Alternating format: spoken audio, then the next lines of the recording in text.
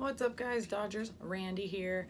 I have absolutely no desire to do this vlog, as I'm sure you guys have no desire to watch it. So let's get through this really quickly. Miserable game. Dodgers still incredible team. They're still 45 and now 22. But you know, tonight was terrible. Tonight showed the holes of this team. Really quickly though, we got some news. Singrani had successful left labrum surgery, so he is out for the year. I mentioned this, I think it was a week ago. So if you didn't see that vlog, he did have surgery. He's done for the year. Freese has right knee tendonitis. However, he was available off the bench. They said he's taking meds right now to take care of it. And Beatty will continue his rehab assignment on Thursday and Friday in Rancho Cucamonga, so we may see him back fairly soon, especially if Freese, oh no, Freese is right-handed, never mind. I was gonna say Freese might go on the IL, but I guess you could replace him at this point. Yeah, anyways, it doesn't matter. So the only positive coming out of today's game was the one thing we could all guess it would have been if we knew the game was going to turn out the way it did. Hyun-Jin Ryu, that man, right now, nothing is stopping him. Coming into this game, he had the best ERA in baseball, and unless Mike Soroka, however you say his name, pitched tonight, he still has the best ERA in baseball because after 6 innings, 7 hits, 1 earned run, 0 walks, and 6 strikeouts, his ERA went from a 1.35 to a ridiculous 1.36. So, it's insane what he's doing. I still can't get over it watching him out there. He makes it look so easy. Tonight was one of his kind of more stressful outings, but anytime he gets in that situation with runners in scoring position, they can't score. I think I saw a stat, they were like 2-44 against him this season with runners in scoring position, which is just insane. But he had a really good game. He had a nice pickoff move to end the inning. Albert Pujols singled, then he picked him off. And he just did his thing, what we expect him to do. The bullpen unfortunately did their thing, and what a lot of us fear that they will do when they come in. I'm going to give Stripling a pass because he didn't do terrible. He came in, faced 3 guys, he struck out 2 of them, and he did give up a single. So he did get 2 outs. At that point, it's still 3-1 game. Shouldn't be a big deal. Dylan Floro comes in. The reason why they pulled Ross Stripling against Mike Trout was because Mike Trout is 5 for 5 against Stripling with 2 home runs. So it's understandable why Roberts did what he did when he pulled him out. So it just, things did not go well. Floro gave up a 2-run home run, and then the game was tied. And then unfortunately, we all saw what happened with Kelly when he came in, and that was just a full-on disaster. Walked the first guy on 4 pitches, then he got his strikeout, and then he bad pickoff move to first. Muncie's throw to second didn't work out, so Ohtani made it to second. And so they intentionally walked a guy, then he walked another guy, not intentionally, on accident. And then there was a fielder's choice, which is a controversial play, although it doesn't matter now. But LA Times posted a picture of the play where Muncie threw the ball home, and it pulled. Martin had to jump for it. They called Ohtani safe because they said his hand got in there before Martin's toe touched. However, if you look at the LA Times picture, Martin beats Ohtani's hand touching the plate by no joke, maybe that much. And I understand on instant replay, maybe that's really hard to see.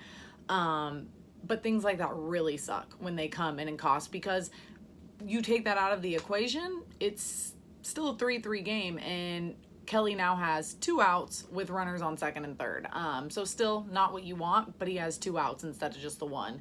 And then he does give up a wild pitch, so maybe that erases things anyways. But then he strikes out the next 2. So I don't know what's going on with him. I know a lot of people were mad at Roberts for not pulling him. I get it. I don't know 100% how to feel about it. It's almost like I'm not mad at Roberts, because this was a proven reason now. Every situation they've brought Kelly in recently where he's done well, it's been a very low stress, low leverage situation. So this was a high leverage situation, which he hasn't been in a while, which we need him to be able to do.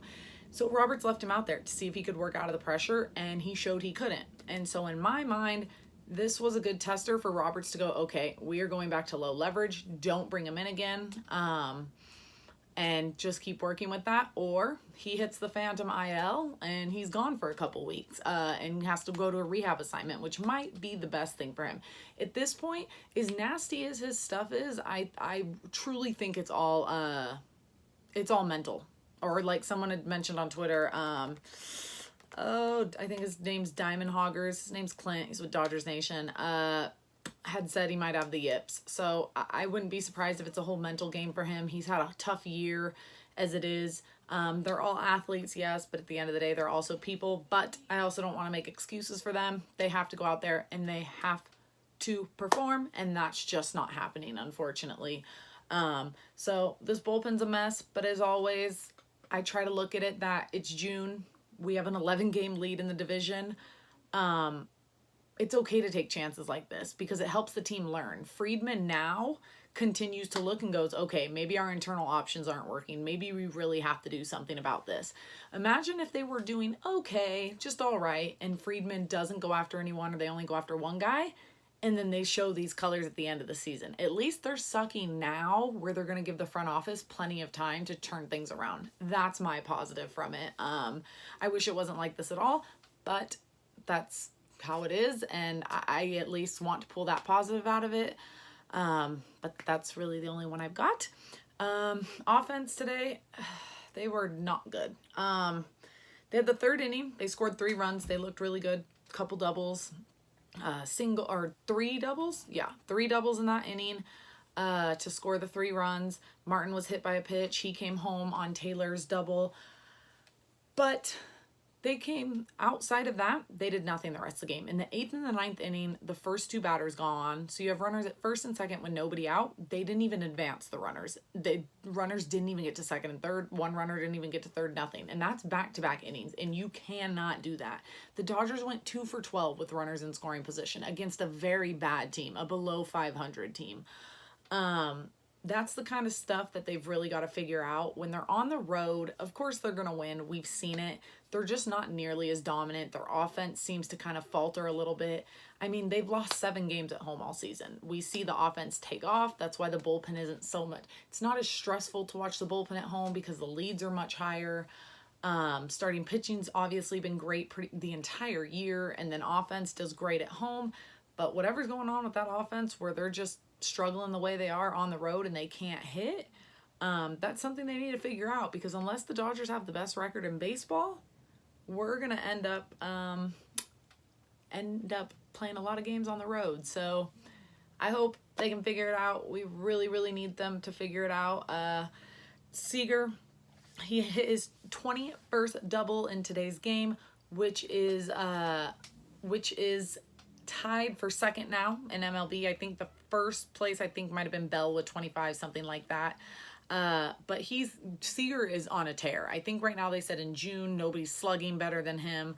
But after that double, in his 7+ games since June 2nd, he was 14 for 30 with a 466 average and 7 doubles. So he's coming out of nowhere. Bellinger and Verdugo have really kind of slowed down these last week, 2 weeks or so, whatever it's been. Bellinger was 0 for 13 until his third at bat coming into tonight.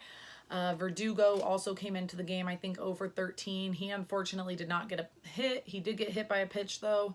Nothing serious. But those 2 guys right now who carried the team a lot in the beginning of the year are hitting their mini slumps, and hopefully that's all they are, is mini slumps.